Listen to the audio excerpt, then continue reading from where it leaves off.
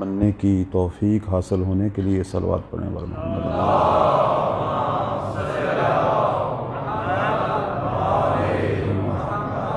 اس صف اعضاء کی قبولیت کے لیے صلوات پڑھیں بر محمد۔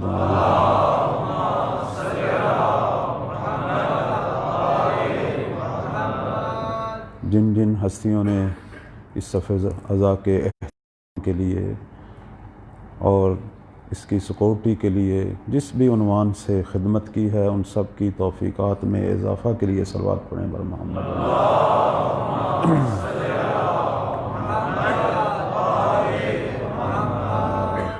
مرحومین جو پہلے ان مجالس میں موجود ہوتے تھے، آج نہیں، حاضرین کے مرحومین کی بلندی درجات کے لیے صلوات پڑھیں بر محمد۔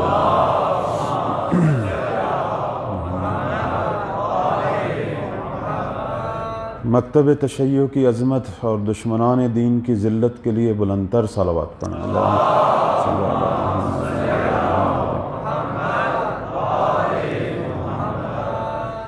اعوذ باللہ من الشیطان الرجیم، بسم اللہ الرحمن الرحیم۔ الحمد للہ الذی جعل الحمد مفتاحا لذکرہ وسببا لمزید من فضلہ ودلیلا علی آلاء وعظمتہ، والصلاة والسلام وتحیۃ والاکرام علی اشرف الخلائق اجمعین، امام المرسلین وخاتم النبیین، سیدنا و مولانا ابی القاسم محمد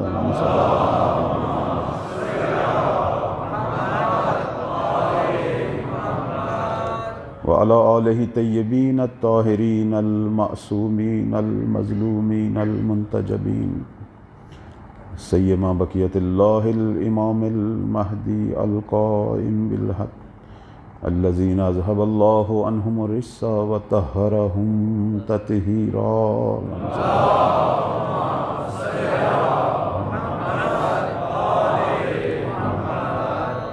ولعنۃ الدائمۃ علی اعدائہم اجمعین من یوم عداوتہ الی قیام یوم الدین۔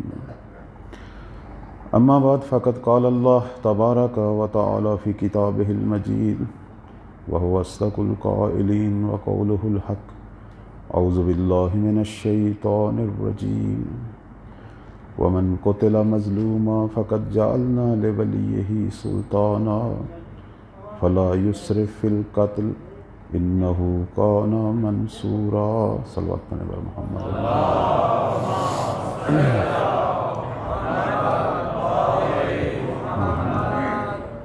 مجلس کے آغاز میں سب مل کر دعائے سلامتی امام زمان۔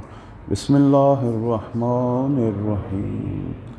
اللہم کن لولیک الحجۃ ابن الحسن صلواتک علیہ وعلی آبائہ فی ہذہ الساعۃ وفی کل ساعۃ ولییا وحافظا وقائدا وناصرا ودلیلا وعینا حتی تسکنہ ارضک طوعا وتمتعہ فیہا طویلا برحمتک یا ارحم الراحمین۔ صلوات پڑھیں محمد۔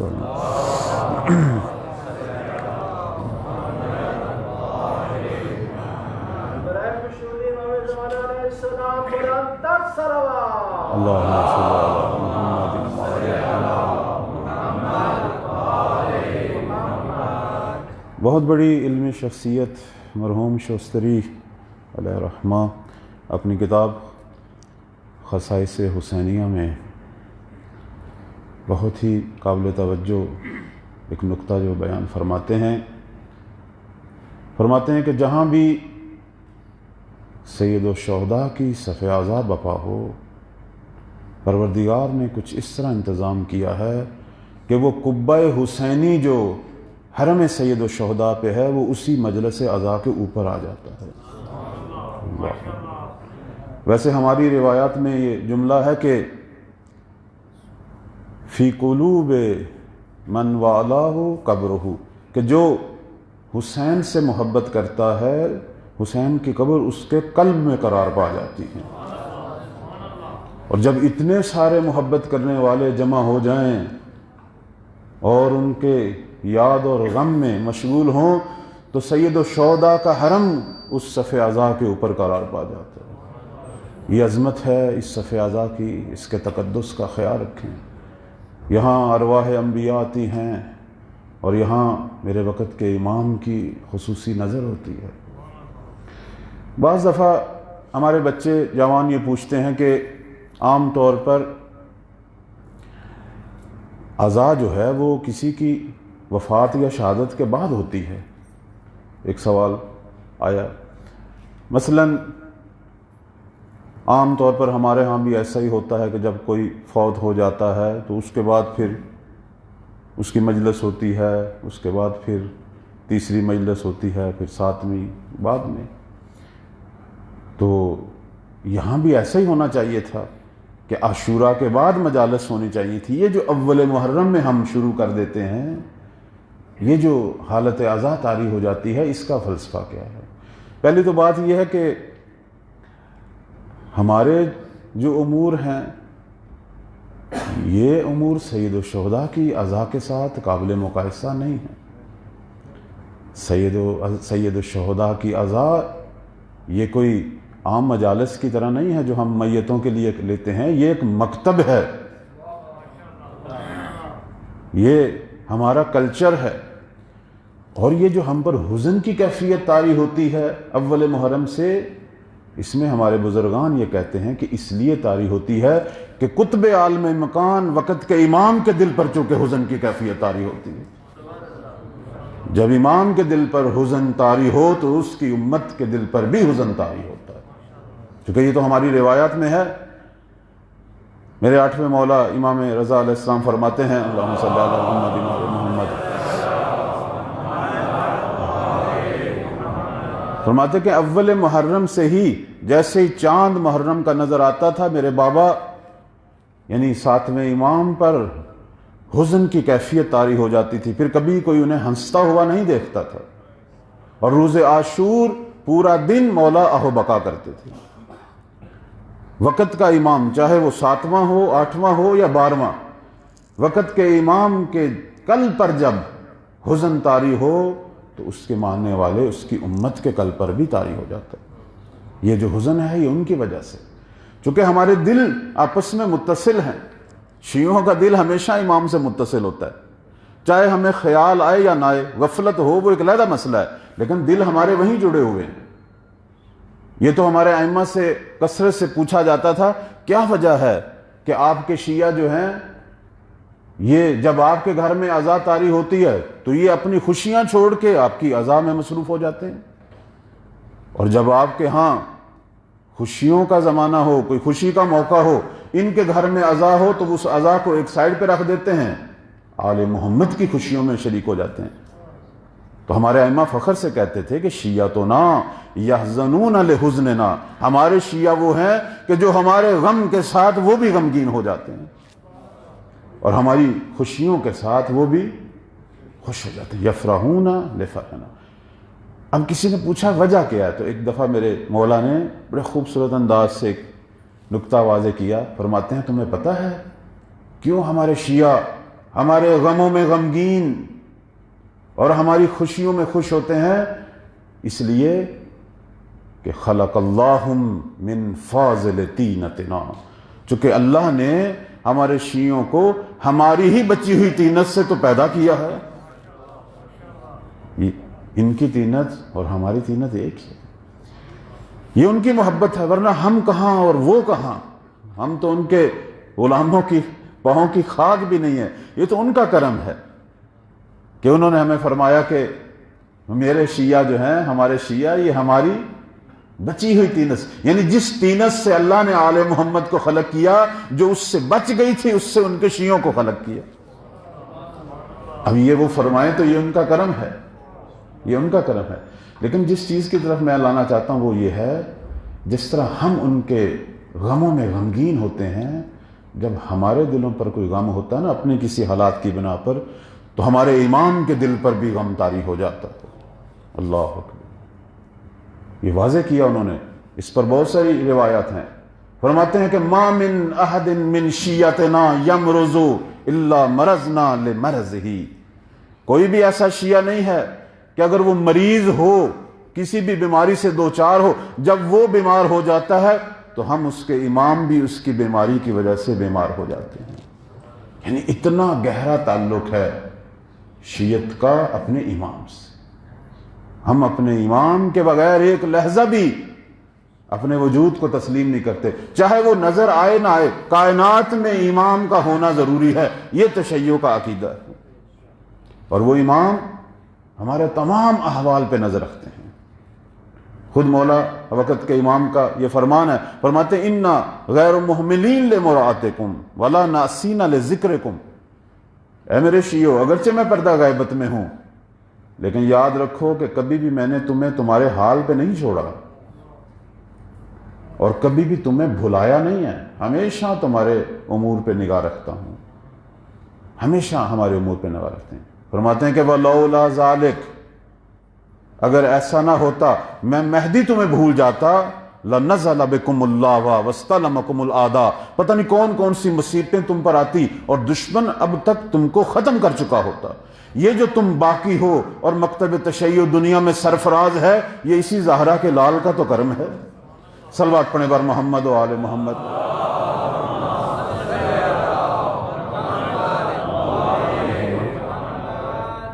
یہ انہی کی وجہ سے آج ہم سانس لے رہے ہیں، آج ہم زندہ ہیں۔ ساری نعمات، چاہے وہ دنیاوی ہوں مادی ہوں، سب نعمتوں میں واسطہ فیض وہی ہے، وقت کا امام۔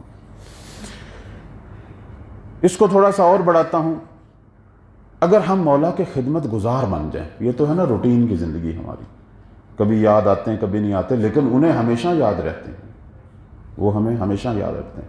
لیکن اگر ہم مولا کے خدمت گزار بن جائیں، کہیں مولا کبھی بھی آپ کو نہیں بھولوں گا، میری صبح بھی آپ کے ساتھ، شام بھی آپ کے ساتھ، رات کو بھی آپ کو یاد کر کے سوؤں گا، صبح بھی اٹھوں گا میں مولا آپ کی یاد کے ساتھ اٹھوں گا، چونکہ میرے اور خدا کے درمیان آپ واسطہ فیض ہیں، سب کچھ آپ کی وجہ سے۔ اللہ نے آپ کو تمام نعمات کے اندر واسطہ فیض قرار دیا، آپ کے وجود کی برکت سے ہے یہ سب جہاں میں یہ رنگ و بو۔ اگر انسان ان کی خدمت میں آ جائے، کیا مطلب؟ کہے کہ مولا آپ کی اطاعت میں سارا دن گزاروں گا، خدمت کا مطلب یہی ہے۔ جو کام مجھے پتہ ہے، مجھے اپنے امام کی معرفت تو ہے اتنی کہ ائمہ کن چیزوں کو پسند کرتے ہیں، وہی کام آپ کا امتی بن کے، آپ کا عاشق بن کے، خدمت گزار بن کے وہ انجام لوں گا۔ عبادتیں پوری کروں گا، اپنی لوگوں کی مدد کروں گا، اگر کسی کا کوئی کینہ ہے تو آپ کی خاطر چھوڑ دوں گا، غیبت کرتے وقت آپ یاد آئیں گے تو اپنی زبان کو روک لوں گا۔ یعنی ساری چیزوں میں اپنے مولا کو جب ہم مد نظر رکھیں، جسے ہم اپنی مہدوی اصطلاح میں کہتے ہیں اقتداء، وقت کے امام کی اقتداء کرنا۔ ایک اہم ترین نقطہ جو ہے وہ یہ ہے کہ ہمیشہ ائمہ کی اقتداء کرنی چاہیے۔ امام کی ہوتی ہی اقتداء ہے، چاہے چند منٹ کا امام ہو نماز جماعت والا۔ اب نماز جماعت میں بھی آپ ایک امام کے پیچھے کھڑے ہوتے ہیں کہ جو نماز کی مدت کا ہمارے لیے امام ہے، چند منٹ کے لیے وہ امام ہوتے ہیں، امام جماعت، لیکن اس کی بھی ہوتی کیا ہے؟ اقتداء۔ اقتداء کا مطلب کیا ہے؟ اسی کے ساتھ ہم نے رکوع و سجود کرنے ہیں، اسی کے ساتھ اپنے نماز کے تمام اراکین بجا لانے ہیں۔ اور اگر ہم اپنی مرضی کرنی شروع کر دیں تو پھر وہ نماز جماعت نہیں رہتی۔ تو چند منٹ کا بھی اگر کوئی امام ہو تو اس کی اقتداء ہوتی ہے، اور جو دنیا آخرت کا امام ہو اس کی بھی اقتداء ہوتی ہے۔ امام اور امت کے درمیان جو تعلق ہے امت کا اپنے امام سے، وہ اقتداء ہے، یعنی امام کی منشا کے مطابق زندگی گزارنا۔ جب انسان اس لائن پہ آ جاتا ہے پھر ان لوگوں سے امام محبت کرنا شروع کر دیتے ہیں، یعنی پھر معاملہ برعکس ہو جاتا ہے، پھر یہ تنہا عاشق نہیں ہوتا اپنے امام کا، امام بھی اس کا عاشق ہو جاتا ہے۔ کبھی آپ نے غور فرمایا پوری دنیا امیر المومنین کو دیکھنے کے لیے آتی تھی.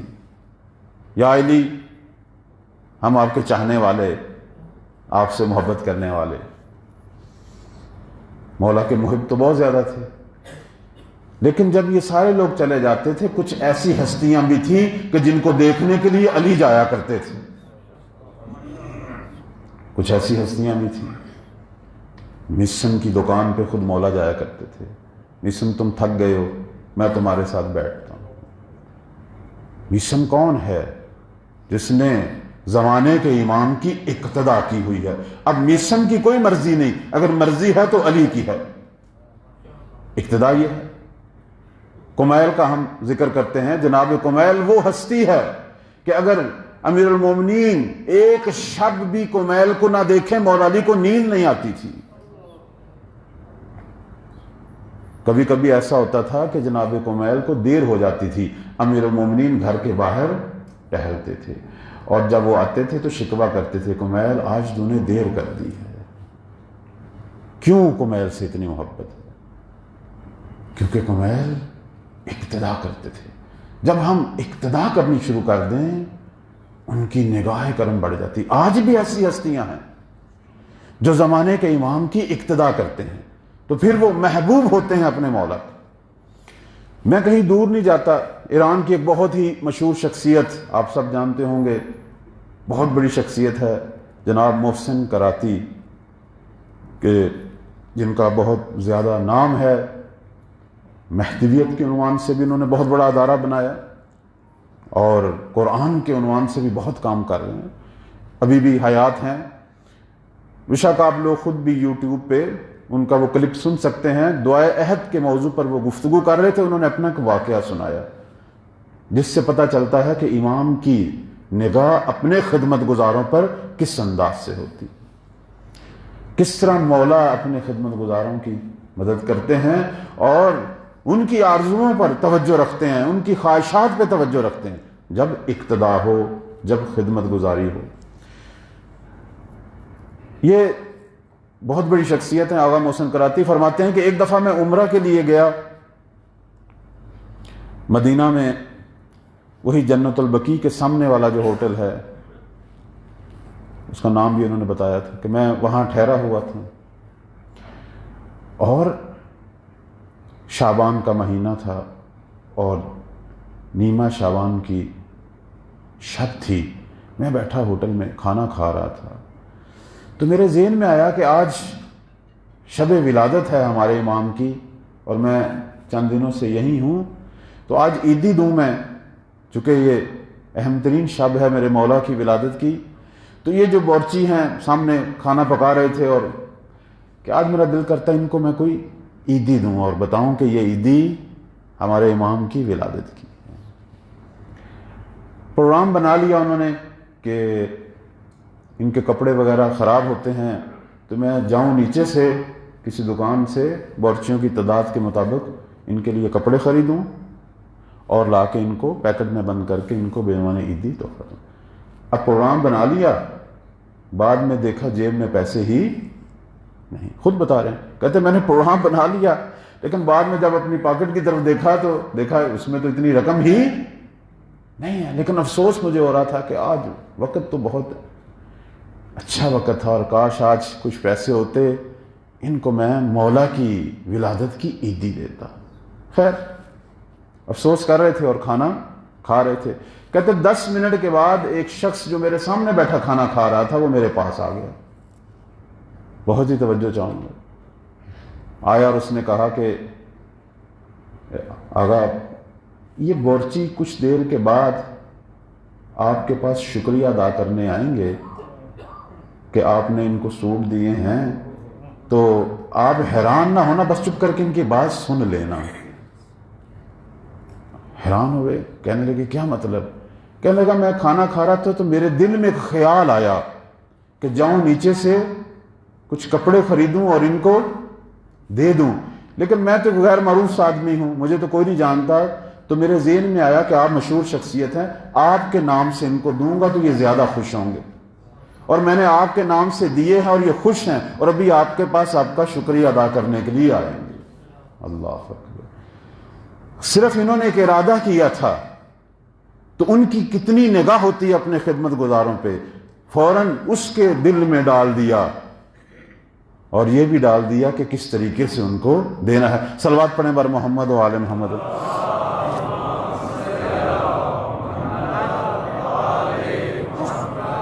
ہماری زندگی جو ہے اس طرح کے بے پناہ واقعات سے بھری ہوئی ہے۔ ہم کوئی دور تاریخ کے حصوں میں نہ جائیں، یہی جب وقت کے امام ہیں اسی جگہ پہ ہیں، وہ کہیں دور کسی جزیرے میں نہیں رہ رہے۔ ایسی اگر کوئی بات ہے تو اس کی کوئی حقیقت نہیں ہے۔ بعض لوگوں نے قصے بنائے ہوئے ہیں، جزیرہ برمودا، جزیرہ خضرہ، ان کی کوئی حقیقت نہیں ہے، چونکہ جزیرہ خضرہ ایک آدمی کا افسانہ ہے، سفر نامہ ہے، وہ کوئی روایت نہیں ہے، کسی کا سفر نامہ ہے، اور ہماری کتابوں میں آ گیا۔ وہ کون ہے، موثق ہے، علماء اس کے بارے میں کچھ نہیں جانتے، مجہول الحال ایک شخص ہے۔ اور یہ برمودا تو جو 30-40 سال پرانا قصہ، یہ بھی واضح ہو گیا کہ اس میں کچھ بھی نہیں ہے، اس جزیرے میں سوائے پتھر کے اور کچھ بھی نہیں ہے۔ ان کا کوئی تعلق نہیں ہے مولا سے۔ اگر امام کو جاننا ہے تو احادیث آل محمد میں دیکھیں، امیر المومنین امام علی ابن ابی طالب صلوات اللہ علیہ، اللہم صلی علی محمد و علی محمد، فرماتے ہیں کہ غیبت کے زمانے میں حجت خدا وہیں رہے گی جہاں ہمارے شیعہ رہتے ہیں، جہاں ہمارے شیعہ رہتے ہیں وہ بھی وہیں رہیں گے۔ امام کیسے اپنی امت سے دور رہ سکتا ہے؟ جہاں ہمارے شیعہ ہے وہیں حجت خدا رہے گی۔ اور فرمایا انہی گلیوں میں وہ قدم اٹھائیں گے جہاں ہمارے شیعہ اٹھاتے ہیں، اور فرماتے ہیں کہ ان کے گھروں میں بھی قدم رکھیں گے۔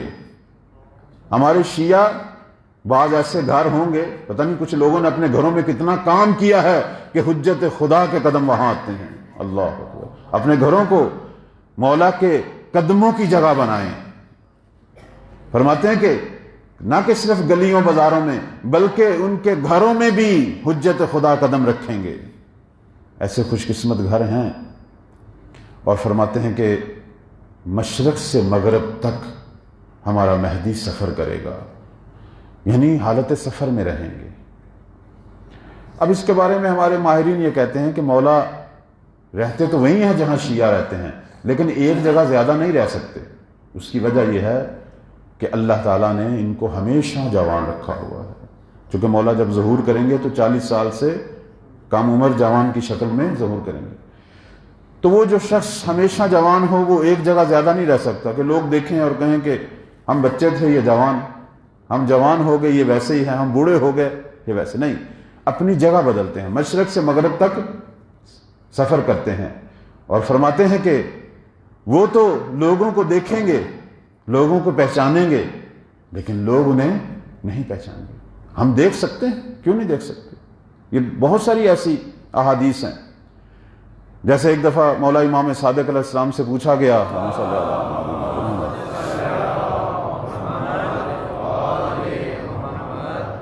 پوچھا گیا کہ حجت خدا غیبت کے زمانے میں لوگوں کو نظر آئے گی؟ فرمایا ہاں، لیکن ان کے اور لوگوں کے درمیان ایک حجاب ہوگا، جیسے یوسف اور اس کے بھائیوں کے درمیان حجاب تھا کہ بھائی یوسف کو دیکھتے تھے لیکن پہچانتے۔ ہمارے شیعہ بھی زمانے کے امام کو دیکھیں گے لیکن پہچانیں گے نہیں۔ اور بھی روایات ہیں جن میں کہا گیا کہ جب مکہ سے ان کا ظہور ہوگا اور دنیا جب دیکھے گی تو بہت سارے لوگ کہیں گے کہ ہم نے پہلے انہیں کہیں دیکھا۔ جب ہمارے امام بشر ہیں تو جس طرح باقی انبیاء جو آدم کی اولاد سے آئے، جو بشر ہیں، انسان ہیں، جس طرح وہ قابل رؤیت ہیں یہ بھی قابل رؤیت ہیں، جس طرح ہمارے پیغمبر قابل رؤیت تھے یہ بھی قابل رؤیت ہیں، جس طرح مولا علی اپنے زمانے میں قابل رؤیت تھے یہ بھی قابل رؤیت ہیں۔ غیبت کا مطلب یہ ہے کہ پہچان نہیں ہے، اور جب پہچان نہ ہو تو وہ ایسے ہی ہوتا ہے جیسے انسان نے دیکھا ہی نہ ہو۔ جیسے میں آپ کو مثال دوں، آپ گھر سے چلے یہاں آئے، کتنے ہی لوگوں کو دیکھا لیکن کوئی بھی آپ کے حافظے میں نہیں ہے۔ حافظے میں وہی ہے جس سے کہ آپ کو پہچان تھی، تو وہ اگر آپ نے دیکھا ہے تو وہ آپ کو یاد رہے گا کہ ہاں آج میں نے فلاں کو دیکھا ہے۔ ویسے آپ سینکڑوں لوگوں کو روزانہ دیکھیں ڈرائیونگ کرتے ہوئے، آپ کی نگاہ پڑتی ہے لیکن کوئی بھی آپ کو یاد نہیں۔ تو غیبت یہ ہے۔ مولا رہتے ہمارے درمیان میں ہیں لیکن ناشناس ہیں۔ ظہور کا مطلب یہ ہے کہ اپنی شناخت کا اعلان کریں گے۔ تو عرض خدمت یہ ہے کہ امام ہمیشہ ہمارے درمیان ہیں اور ہمارے امور پر نگاہ رکھتے ہیں۔ پروردگار نے بے پناہ قوتیں انہیں دی ہوئی ہیں، صرف ہماری توجہ، ہماری نظر عنایت اپنے مولا کی طرف بڑھنی چاہیے۔ ہم بیشتر اپنے مولا کے بارے میں سوچیں۔ بہت ساری چیزیں بتائی گئی ہیں کہ یہ کام کرو، یہ کام کرو۔ بعنوان مثال اس زمانے کے منتظر کا ایک وظیفہ یہ ہے کہ وہ اپنے زمانے کے امام سے عہد و پیمان باندھے، ہر روز عہد کرے۔ اور یہ دعائے عہد جو ہے، جو مفاتیح الجنان میں ہے، یہ ہدیہ ہے ہمارے چھٹے مولا امام جعفر صادق علیہ السلام کا۔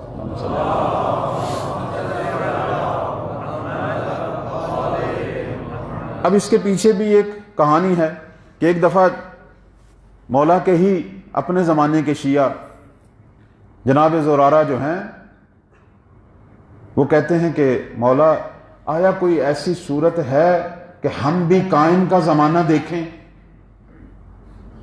دیکھیں کتنا اشتیاق تھا، معصوم کو دیکھ رہا ہے، چھٹے مولا کو دیکھ رہا ہے، لیکن دل میں قائم کی محبت اور ان کا زمانہ دیکھنے کی آرزو۔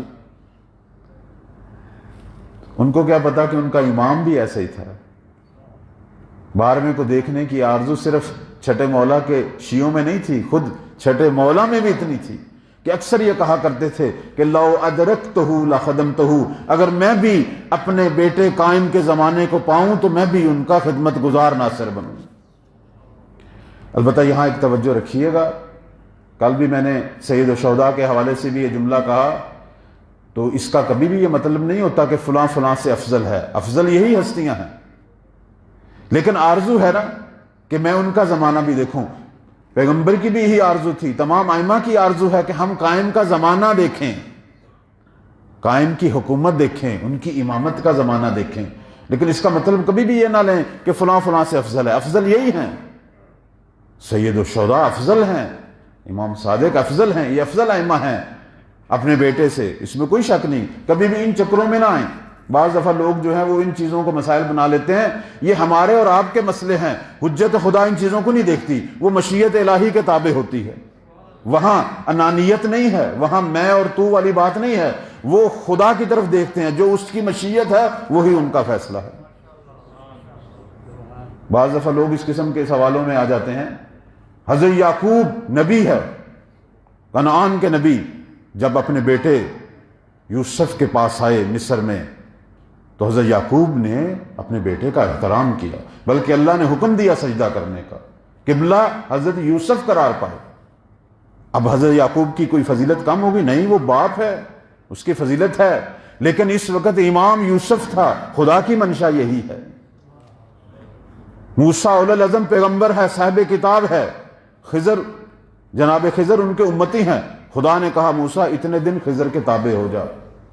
اور حضرت موسیٰ کی کوئی فضیلت کم ہوئی ہے؟ نہیں، منشا الہی ہے، منشا الہی میں انانیت نہیں ہوتی۔ میں تو بلکہ کہتا ہوں ہمارے درمیان بھی نہیں ہوتی۔ آپ میں سے کون ایسا نہیں ہے کہ جو خوش نہ ہو اگر اس کا بیٹے کا مقام اس سے بڑھ جائے تو خوش ہوگا، لیکن باپ کی کوئی اہمیت کم ہو گئی ہے؟ نہیں۔ تو سارے ائمہ کی آرزو تھی، چھٹے مولا کی آرزو تھی، اور ہمارے چھٹے امام تو اتنا یاد کیا کرتے تھے، اور سب سے زیادہ احادیث بھی اس موضوع میں انہی کی طرف سے نقل ہوئی ہیں۔ کبھی کبھی یہ ابو بصیر کی روایت ہے، کبھی کبھی وہ کہتے ہیں جب میں چھٹے مولا کے پاس رات کو جایا کرتا تھا تو سجادہ بچھائے ہوئے اور سجدے کی حالت میں ہیں اور تڑپ تڑپ کر گریہ کر رہے ہوتے تھے۔ میں حیران ہوتا تھا کہ یہ کیوں گریہ کر رہے ہیں؟ جب غور سے سنتا تھا تو دیکھتا تھا قائم کو یاد کر رہے ہوتے تھے، اے میرے سید و سردار، اے میرے مہدی، تو اتنا عرصہ تنہا کیسے رہے گا؟ میرے چھٹے مولا گریہ کیا کرتے تھے۔ ایک دفعہ کوئی شخص امیر المومنین کے پاس آیا تو دیکھا مولا گریہ کر رہے ہیں، پوچھا مولا کیا ہوا، کیوں گریہ کر رہے ہیں؟ فرمایا کہ اشتکی لزیارت ابن مہدی، کہ اپنے بیٹے مہدی کی زیارت کا اشتیاق ہے، اس کی وجہ سے میں گریہ کر رہا ہوں۔ اس سے پتہ چلتا ہے کہ کس عظیم ہستی کے زمانے میں ہم سانس لے رہے ہیں کہ جن کی زیارت کے مشتاق امیر المومنین جیسے امام اور جن کے زمانے کو دیکھنے کی آرزو سید الشہداء اور امام صادق جیسے امام رکھتے تھے۔ صلوات پڑھنے پر محمد و آل محمد۔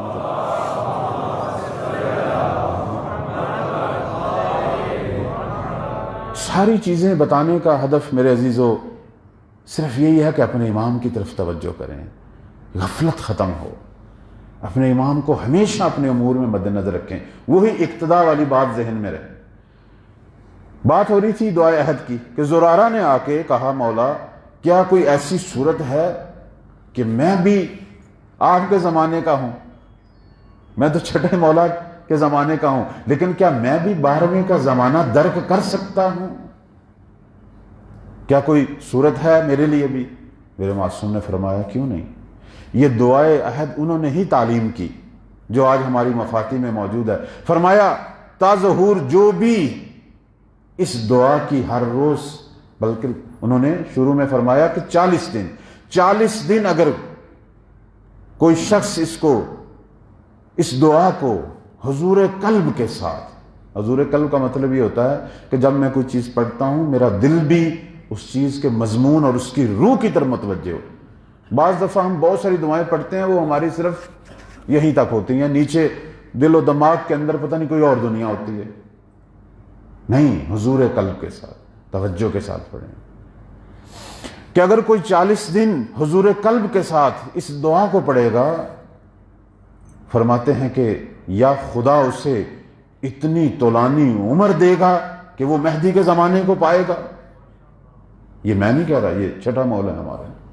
یا اگر وہ اس کی عمر کوتاہ ہوئی اور وہ دنیا سے چلا گیا تو جب بھی ہمارا قائم ظہور کریں گے، فرشتے آئیں گے برزخ میں، اس کی قبر میں، کہیں گے اے مومن کہ جن کی تو ہر روز بیعت کیا کرتا تھا، تجدید بیعت کرتا تھا، جس امام کی، وہ امام ظہور کر چکے ہیں، اب پروردگار تجھے اختیار دیتا ہے، یا اسی برزخ کی نعمات میں اگر تو رہنا چاہتا ہے تو وہ بھی تیری مرضی، لیکن اگر تو چاہتا ہے اس امام کا دیدار اور اس کی نصرت تو خدا تجھے دوبارہ زندگی دیتا ہے اور اس جہاں میں تجھے دوبارہ پلٹا دیتا ہے۔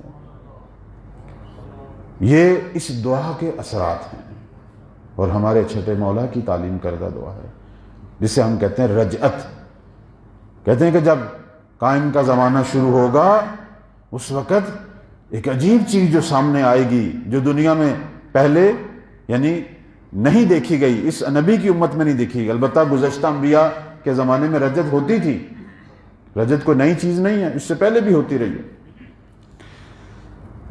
جیسے حضرت عزیر جو ہیں، جب انہوں نے دیکھا ایک بستی کو اجڑا ہوا، لوگوں کے جسد جو ہڈیوں میں بدل گئے تھے، کہ خدا تو انہیں کیسے دوبارہ ان کو زندہ کرے گا، کیسے ان پر گوشت پوست آئے گا، تو پروردگار نے کیا کیا؟ قرآن کی آیت ہے، خدا نے حضرت عزیر پر موت طاری کر دی۔ 100 سال تک حضرت عزیر اس دنیا میں نہیں تھے۔ 100 سال کے بعد واپس آئے تو وہ جو سواری تھی، وہ جو گدھا تھا جس پہ وہ سواری، وہ تو ہڈیوں میں تبدیل ہو چکا تھا، لیکن جو غذا تھی وہ صحیح و سالم تھی۔ کہا ہے عزیر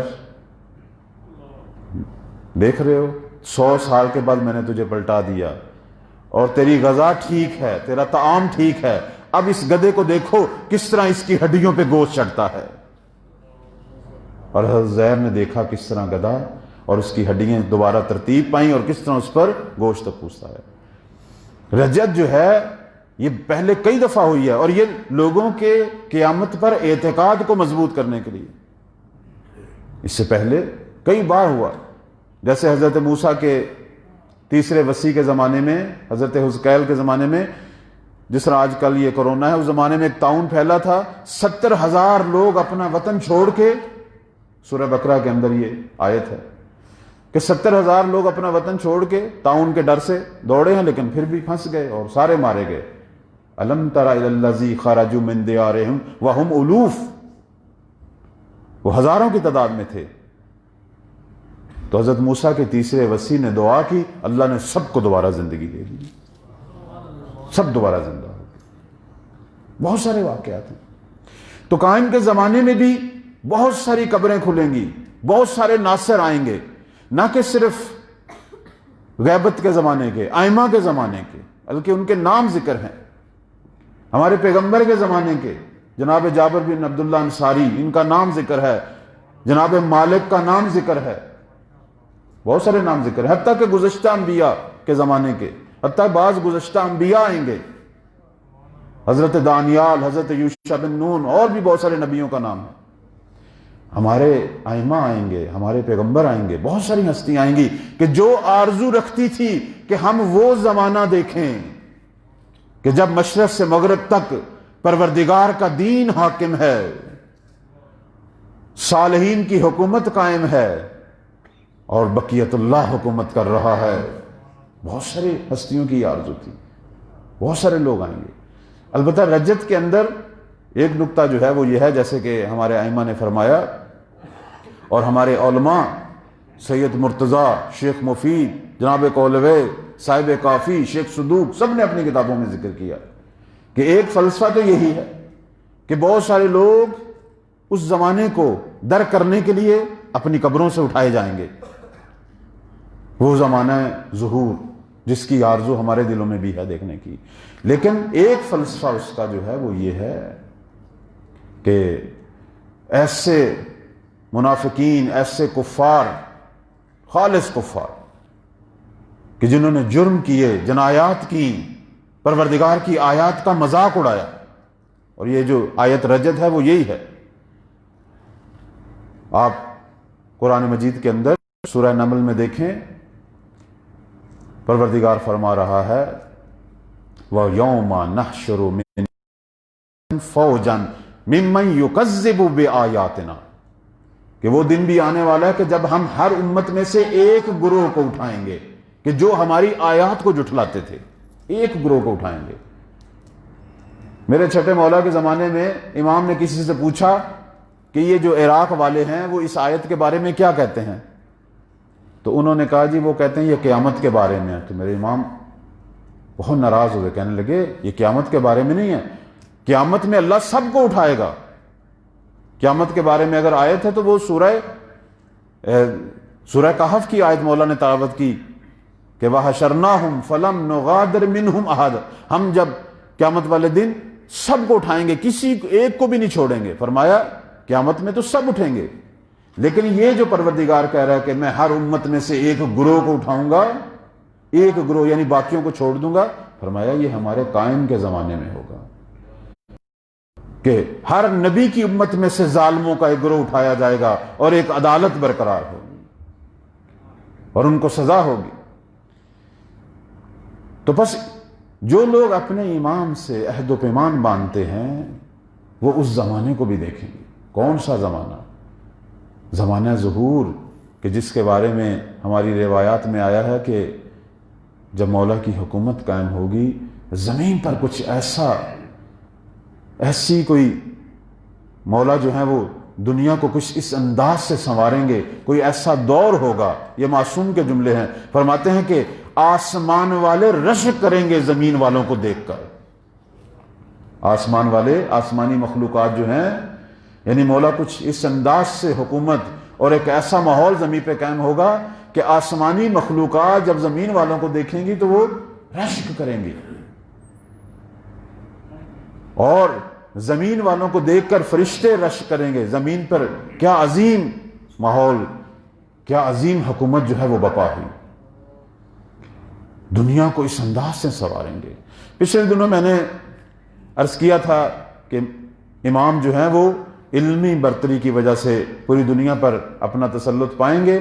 اس میں ایک نقطہ رہ گیا تھا، میں اس کو آج آپ کی خدمت میں مکمل کرتا ہوں۔ ابھی بھی بہت سارے لوگوں کے ذہنوں میں ابہام ہے کہ یہ کیسے ہوگا، یہ کیسے ہوگا، یہ کیسے ہوگا۔ اس حوالے سے احادیث اور روایت نے سب کچھ بیان کر دیا ہے۔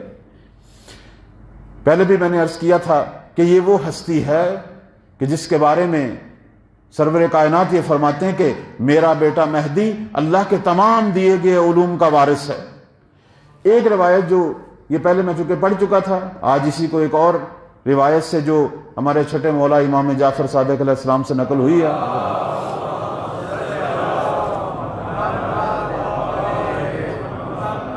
اس سے اس کو تکمیل کرتا ہوں کہ جو میں پہلے بھی کہہ چکا ہوں کہ مولا کا دور علم کی برتری کا دور ہے. ہم دن بدن آگے کی طرف بڑھ رہے ہیں. کبھی بھی یہ نہ سوچیں کہ ہم پیچھے چلے جائیں گے, کوئی تلواروں کا, لاٹھیوں کا, تیروں کا زمانہ آئے گا. نہیں, آگے کی طرف بڑھ رہے ہیں. جتنی بھی روایات ہیں وہ آگے کی طرف بتا رہی ہیں. اب یہ جو حدیث آپ کی خدمت میں تلاوت کروں گا, اس میں چھٹے مولا فرماتے ہیں کہ پروردگار نے نوع بشر کو جو علم دینا تھا وہ 27 حروف ہیں. نوع بشر کو اللہ نے جو علم دینا تھا وہ 27 حرف ہیں. اب حرف آپ سمجھ لیں کہ حرف یعنی خزانہ سمجھ لیں, کوڈ سمجھ لیں, کچھ بھی سمجھ لیں. پروردگار نے دنیا کو جو اپنی حجتوں کے ذریعے علم دینا ہے وہ 27 حرف تھے. لیکن آدم سے لے کر خاتم تک خدا نے جو علم ابھی دیا ہے وہ 2 حرف دیے ہیں, اور وہ بھی کامل نہیں دیے. دنیا کے اندر آپ یہ جتنی بھی ترقی دیکھ رہے ہیں, یہ جتنی بھی ٹیکنالوجی دیکھ رہے ہیں, یہ انہی 2 حرفوں کی بدولت ہے.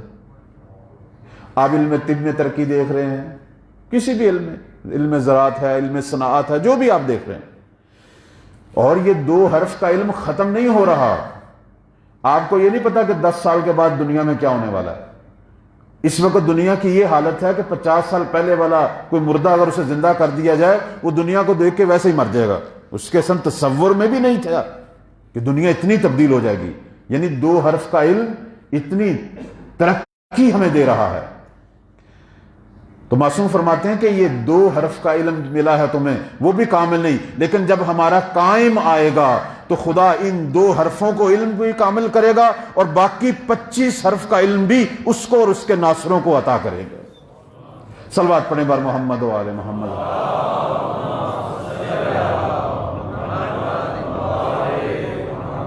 ہمیں تو ان 2 حرفوں کی سمجھ نہیں آ رہی, اور جب 27 حرف کا علم ہوگا اصلاً تصور کر سکتے ہیں کہ دنیا کہاں ہوگی؟ تصور ہی نہیں کر سکتے.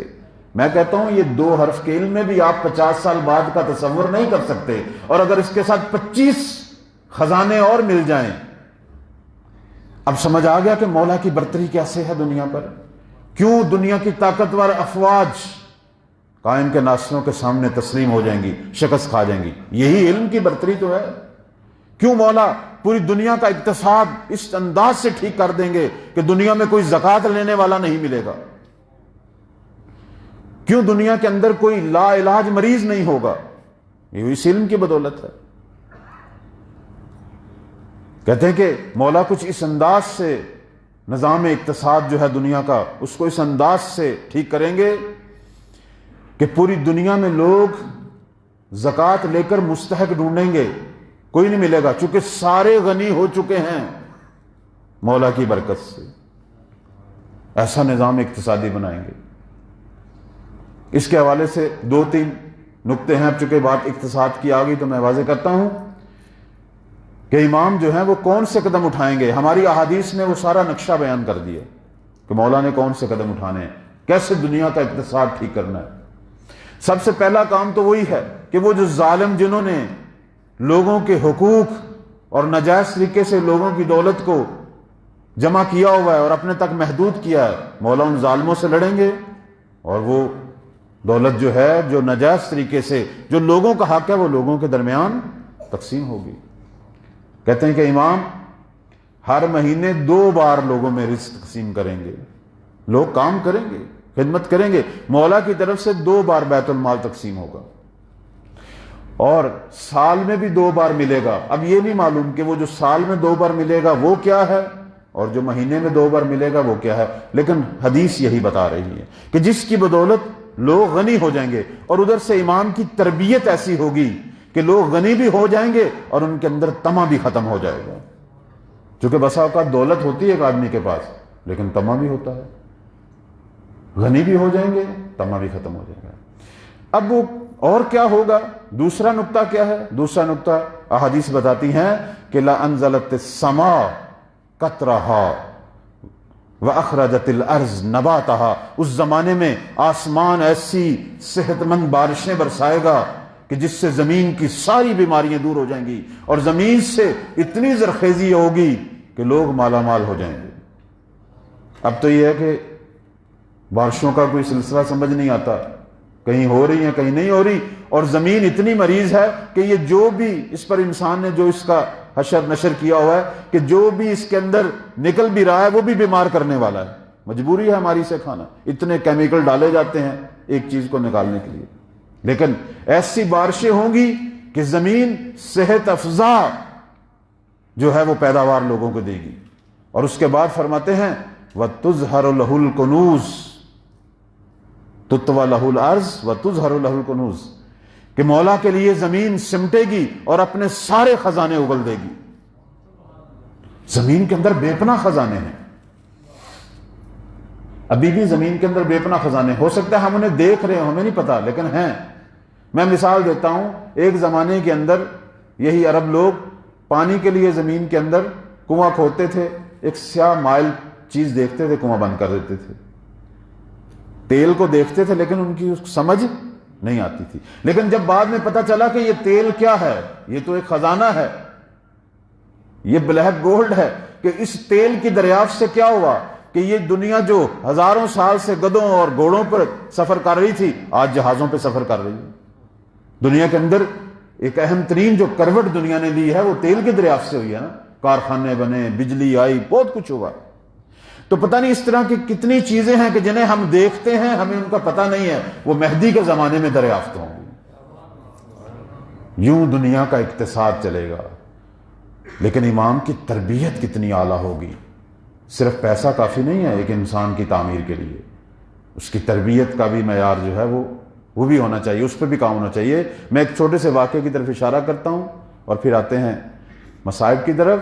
کہتے ہیں کہ امام غنی بھی کریں گے لوگوں کو، لیکن تربیت کا اتنا اعلیٰ نظام ہوگا کہ لوگوں کے اندر سے حرص، طمع، بغض و عناد ختم ہو جائے گا۔ لَذَهَبَتِ الشَّحْنَاءُ مِن قُلُوبِ الْمُؤْمِنِينَ، مومنین کے دلوں میں سے کوئی بغض ہی نہیں رہے گا۔ اور اس کا عالم یہ ہوگا کہ فرماتے ہیں کہ اگر کوئی مومن کسی مومن کی جیب میں ہاتھ ڈالے گا اور اپنی ضرورت کے مطابق پیسہ نکالے گا تو وہ خوشی سے اس کا شکریہ ادا کرے گا کہ تو نے مجھے خدمت کا موقع دیا۔ یعنی اتنی محبت اس زمانے کے مومنین کے دلوں میں، تربیت ہے نا امام کی طرف سے، کینہ نہیں ہے، بغض نہیں ہے۔ ایک عجیب واقعہ جو ہمارے معصومین سناتے ہیں، فرماتے ہیں کہ ہمارے قائم کے زمانے میں، چونکہ بات اقتصاد کی چل پڑی، میں اس کو مکمل کر دوں، انشاءاللہ اس علم کے مظاہر اور کیا ہیں وہ کل بیان کروں گا، آج اقتصاد کے موضوع پہ ہی اکتفا کرتے ہیں۔ ہمارے ائمہ یہ فرماتے ہیں کہ ہمارے قائم کے زمانے میں امام کی طرف سے اتنی بخشش کے باوجود گورنمنٹ کا جو منادی ہوگا، اعلان کرنے والا، وہ صبح و شام کوچوں میں اعلان کرے گا، گلیوں میں اعلان کرے گا کہ اے لوگوں، اگر کسی کو پیسوں کی ضرورت ہے تو آئے، بیت المال کے دروازے کھلے ہوئے ہیں۔ یعنی امام کی طرف سے باقاعدہ اعلان ہوگا، یہ دنیا کی حکومت جو مشرق سے مغرب تک پھیلی ہوئی ہوگی، اتنا مال و دولت بیت المال میں بھی ہوگا، اور اعلان کیا جائے گا کہ آئیں، اگرچہ آپ کو 2 بار مہینے میں مل رہا ہے، آپ غنی ہیں، لیکن کبھی بھی پیسے کی خاطر کسی کا کینہ نہیں پالنا اور کسی پہ حملہ نہیں کرنا، اگر ضرورت ہے تو آؤ، بیت المال کے دروازے کھلے ہوئے ہیں۔ امام چاہتے ہیں کہ انسان چند سکوں کی عوض، تھوڑے سے پیسوں کی خاطر کسی مومن کا، کسی انسان کا مثلا کوئی برا خیال بھی ذہن میں نہ لائے۔ آپ کی جو بھی آرزو ہیں پوری کر لو، ظاہر حلال آرزو میں پوری کرنی، کوئی بھی نہیں آئے گا۔ معصوم فرماتے ہیں کہ ہمارے قائم کے زمانے میں شب و روز یہ اعلان ہوگا لیکن کوئی آئے گا نہیں، ایک شخص اٹھے گا۔ اب یہ روایت کے جملے ہیں، کہتے ہیں ایک شخص اٹھے گا اور آئے گا مولا کے پاس اور کہے گا کہ مولا مجھے ضرورت ہے۔ اب امام کو معلوم ہوگا کہ اسے ضرورت نہیں ہے، انسان ہے نا، خطا تو ہو جاتی ہے، طمع آ بھی جاتا ہے، بے شک تربیت کا اعلیٰ نظام ہے لیکن پھر بھی ہوائے نفس ہے۔ لیکن امام یہ نہیں کہیں گے کہ تجھے تو ضرورت نہیں ہے۔ یہ اخلاق ہیں ہمارے ائمہ کے۔ ہمارے ائمہ نے تو یہ بھی فرمایا کہ اگر تیرے پاس کوئی سونے کی جوتی پہن کر آ جائے اور ہاتھ بڑھا دے، اس کی جوتی کو نہ دیکھ، اس کے بڑے ہوئے ہاتھ کو دیکھ۔ لوگ جو ہیں وہ کسی کو کچھ دینا ہوتا ہے تو 1000 قسم کی نہیں، ائمہ کا یہ اخلاق ہے۔ اب وہ آ گیا، امام کہیں گے ٹھیک ہے، میں تمہیں لکھ کے دیتا ہوں، لے جاؤ خزانہ دار کے پاس اور جتنی تجھے ضرورت ہے وہاں سے اٹھا لے۔ جائے گا، وہ مکتوب لکھا ہوا خزانہ دار کو دے گا اور خزانہ دار کہے گا کہ جتنی تجھے ضرورت ہے اٹھا لے۔ یہ روایت معصوم نے زمانہ ظہور کی عکاسی کی ہوئی ہے، اس دور کی کہ جس کی طرف ہم جا رہے ہیں۔ جب وہ اٹھائے گا اور اٹھا کے جب چلے گا تو پھر وہ کہے گا، پشیمان ہوگا اور کہے گا پوری امت محمدی میں صرف تو ہی لالچی نکلا۔ میں کہتا ہوں یہ بھی تربیت کا اثر ہے۔ وہ جو نہیں آئے تھے وہ بھی تربیت تھی، اور جو آ کے پشیمان ہو گیا یہ مولا کی حکومت کی کامیابی کی دلیل ہے۔ کتنا اعلیٰ نظام ہے تربیت کا۔ احساس غلطی ہونا یہ انسان کے اعلیٰ تربیت کا، چونکہ بالاخر ہوائے نفس ہے، جائز الخطا ہے، لیکن یہ احساس ہو جانا یہ بہت بڑی بات ہے۔ بہت سارے لوگوں کو آخر عمر تک احساس نہیں ہوتا کہ ہم کون کون سی جنایات کر رہے ہیں۔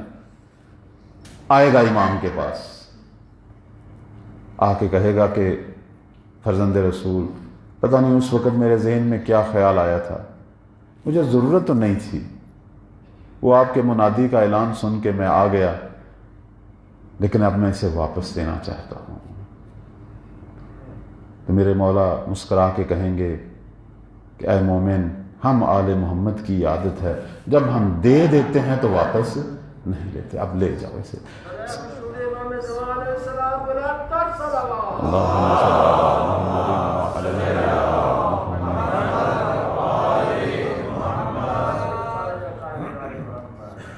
ہم اس ہستی کا انتظار کر رہے ہیں، ان کے زمانہ ظہور کا انتظار کر رہے ہیں۔ میں نے کل بھی عرض کیا تھا، آج بھی کہہ رہا ہوں، چونکہ ٹائم کی محدودیت ہے، ایک اور جگہ پہ بھی جانا ہے، اگرچہ پروگرام تھا، میں وہ جو سافٹ وار کی جو گفتگو کی تھی کہ آج بھی نصرت جو ہے وہ کس طرح کرنی ہے، انشاءاللہ اس موضوع کو کل کے لیے چھوڑ دیتا ہوں۔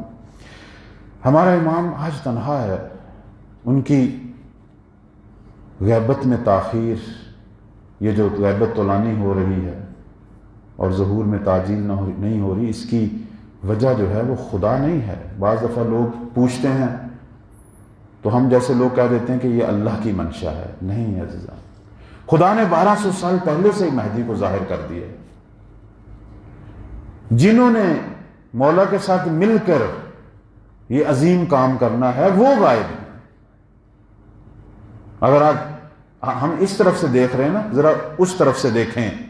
خدا نے اپنے حصے کا کام کر دیا، خدا نے حجت خدا کو عطا کرنا تھا وہ عطا کر دیا، لیکن اس حجت خدا نے جو کام کرنا ہے اس کی شرط یہ ہے کہ ناصرین اس کی نصرت کریں۔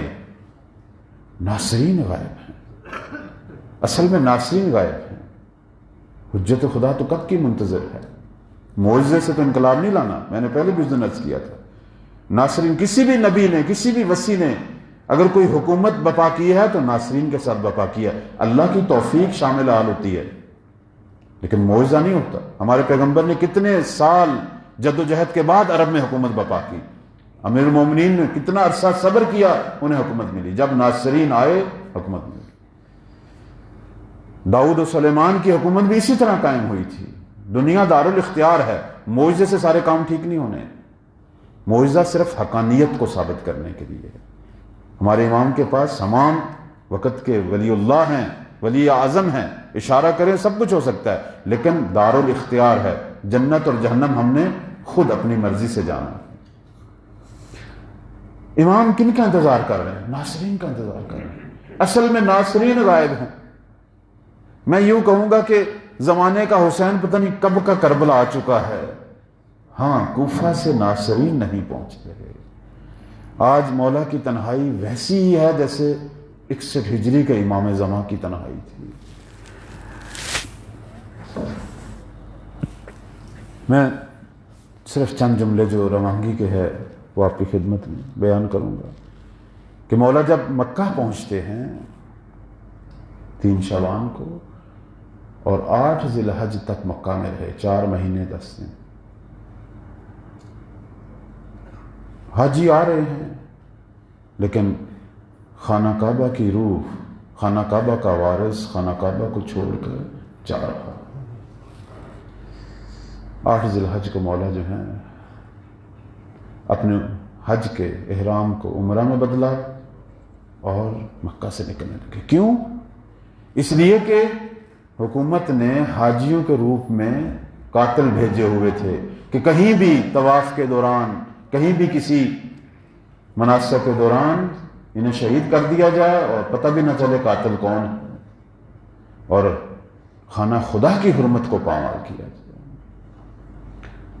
امام نے عمرہ میں تبدیل کیا اور تیار ہو گئے۔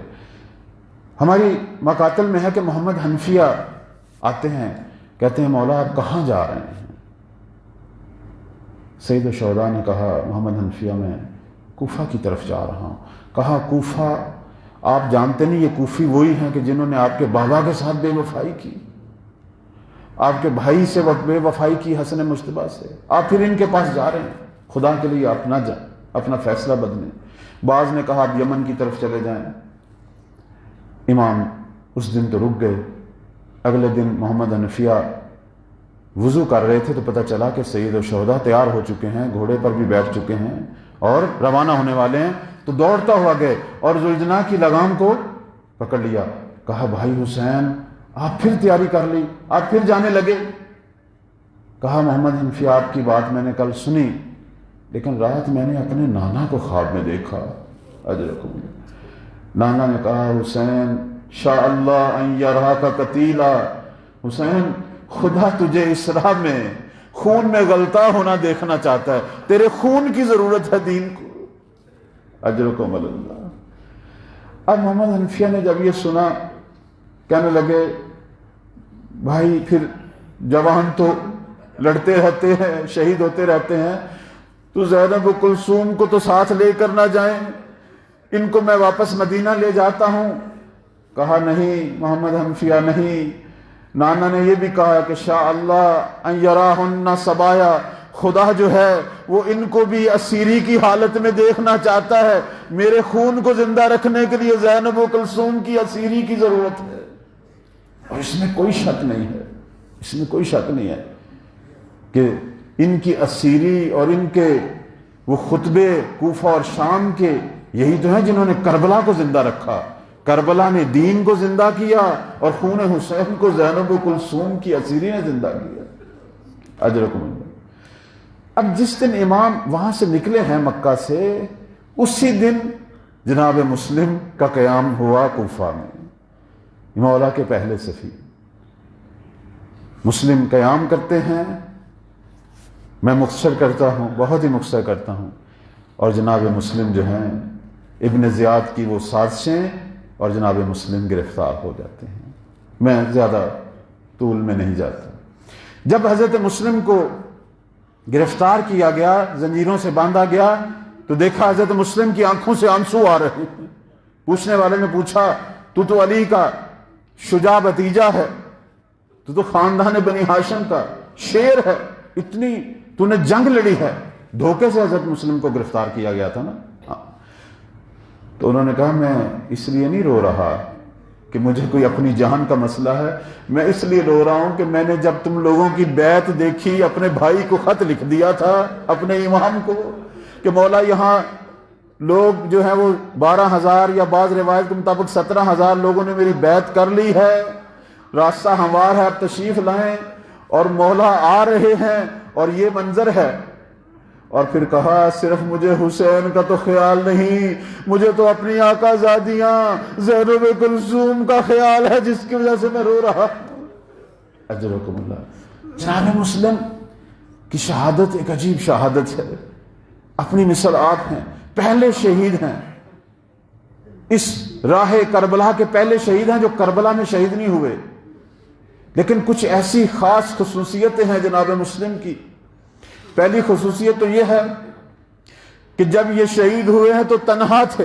کربلا کے اندر باقی شہداء جب شہید ہوئے ہیں تو شہداء دیگر موجود تھے، تنہا شہید نہیں ہوئے، لیکن مسلم کو جب گرفتار کیا تو تنہا تھے۔ اور دوسری بات یہ ہے کہ مسلم وہ ہستی ہے کہ جس نے اپنا سارا کچھ ہی حسین پہ قربان کر دیا۔ کہتے ہیں 3 ہستیوں نے اپنی نسل تک ختم کر دی، سب کچھ حسین کو دیا، ان میں سے ایک مسلم تھے۔ 2 بیٹے کربلا میں شہید ہوئے اور 2 کوفہ میں، مسلم کی تو نسل ہی نہیں بچی تھی، اجرکم اللہ۔ ایک مسلم تھے اور دوسری زینب تھی. اللہ نے دو ہی فرزند دیے تھے، دونوں ہی بھائی پر نچھاور کر دیے. اجرکم اللہ. اور تیسری ہستی جناب رباب تھی. ایک اصغر دیا تھا خدا نے، ایک سکینہ، ایک کربلا میں اور ایک شام کے قید خانے میں نچھاور کر دی. اجرکم اللہ، اجرکم اللہ، اجرکم اللہ. مختصر کرتا ہوں، جب مولا سالبیہ کے مقام پر پہنچے اس وقت جناب مسلم کی شہادت کی خبر ملتی ہے. جب شہادت کی خبر ملی، میں صرف مختصر سا عرض کروں گا کہ مولا آتے ہیں وہاں جہاں بیویاں ہیں، آ کے کہتے ہیں بہن زینب، مسلم کی بیٹی عاتقہ بھی ہمارے ساتھ ہے، اسے میرے پاس لاؤ. بتایا نہیں کیوں بلا رہا. عاتقہ 7 سال کی بچی ہے. امام عاتقہ کو اپنی گود میں بٹھاتے ہیں، اس کے سر پہ شفقت کا ہاتھ رکھتے ہیں اور اس کے سر و پیشانی کو بوسے دینا شروع کر دیا. پھر کہا بہن زینب وہ 2 گوشوارے جو میں نے فلاں جگہ سے خریدے تھے وہ بھی لے آ. عاتقہ کو پہنائے. اب عاتقہ جو ہے ٹھیک ہے بچی تھی لیکن سمجھدار تھی. ماموں کی محبت اور ان کا انداز دیکھ کر پریشان ہوئی. کہنے لگی ماموں آپ پہلے بھی مجھے پیار کرتے تھے لیکن آج آپ کا پیار کچھ اور طرح کا ہے. مجھے یہ بتائیں میرے بابا کو خیریت ہے؟ اجرکم اللہ. آپ آج اس طرح پیار کر رہے ہیں جیسے یتیموں کو پیار کیا جاتا ہے.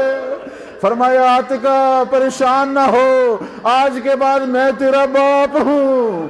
تیرے باپ کو بے کس و بے یاور شہید کر دیا گیا ہے. بس یہ مولا کا کہنا تھا. خیمہ حسینی میں واہ حسینہ واہ مسلمہ کی صدائیں بلند ہونا شروع ہو گئی. اجرکم اللہ، اجرکم اللہ. اب میں یہاں یہ کہوں گا عاتقہ کے ساتھ جس طرح مولا شفقت کا مظاہرہ کر رہے تھے، یقیناً وہاں 3.5 سال کی سکینہ بھی دیکھ رہی تھی. اس معصوم بچی کے ذہن میں یہ ہوگا کہ جب کوئی یتیم ہوتا ہے اس کے سر پہ شفقت کا ہاتھ رکھا جاتا ہے، اسے گوشوارے پہنائے جاتے ہیں. لیکن سکینہ تیری قسمت، جب تو یتیم ہوئی تھی کسی نے شفقت والا ہاتھ تو نہیں رکھا. ہاں چہرے پہ سرخ نشان ضرور تھے، گوشوارے تو نہیں پہنائے تھے، ہاں کانوں سے خون ضرور نکل رہا تھا. اجرکم اللہ، اجرکم اللہ. جناب عاتقہ کے بارے میں کہتے ہیں کہ عشر عاشور تک جناب عاتقہ کا ذکر ملتا ہے لیکن عشر عاشور کے بعد نہیں ملتا. جب ان ملونوں نے سید الشہداء کی شہادت کے بعد خیموں پہ حملہ کیا، کس عجیب انداز سے حملہ کیا کہ بچوں کے ہاتھ اپنی ماؤں کے دامن سے چھوٹ گئے تھے. بچے کوئی کہیں نکل گیا، کوئی کہیں نکل گیا. تو کہتے ہیں کہ جب بعد میں زینب کلثوم نے، آقا زادیوں نے بچوں کو جمع کرنا شروع کیا تو دیکھا اس میں مسلم کی یتیم عاتقہ نہیں تھی. اب یہ بیبیاں عاتقہ کو ڈھونڈنے کے لیے نکل گئیں، آوازیں دے رہی ہیں عاتقہ تم کہاں ہو؟ لیکن دیکھا ایک نشے میں عاتقہ کا لاشا پڑا ہوا تھا اور سینے پر سموں کے نشان تھے. اللہ لعنت اللہ علی الظالمین. ماتم حسین.